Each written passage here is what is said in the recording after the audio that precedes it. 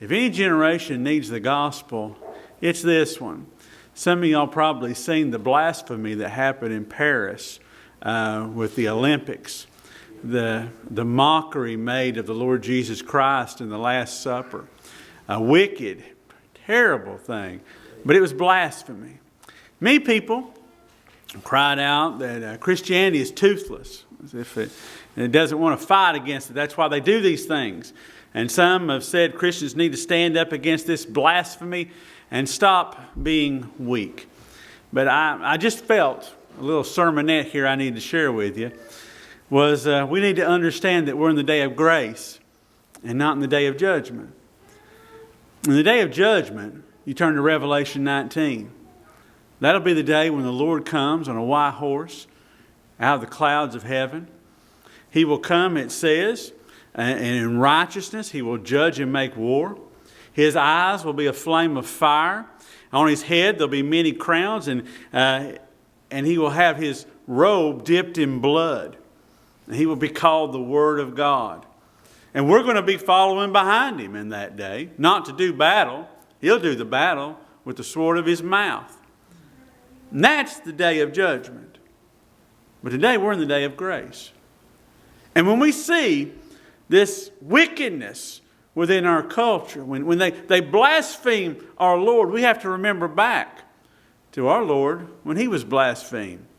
They took him, they nailed him to an old rugged cross. They stuck nails on him. They put a crown of thorns on him to mock him about who he was. And while he was down there, and they were hammering the nails into his hands and into his feet, it says in Matthew 27, even the robbers who were crucified with him reviled him with the same things everyone else was doing. But when he cried out, Father, forgive them, they know not what they do. There was a change happening in one of those robbers. They were going to be hung beside him.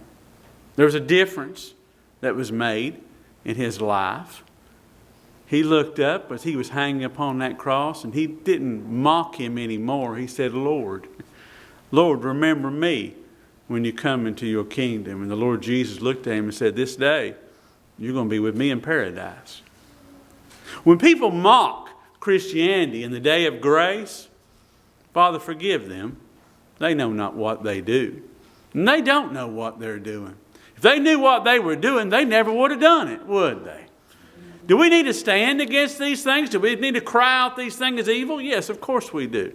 Do we need to cry out to repent when we see these things? Of course we do. But we need to say, we were sinners just like you. We mocked the Lord with our lives and how we had acted.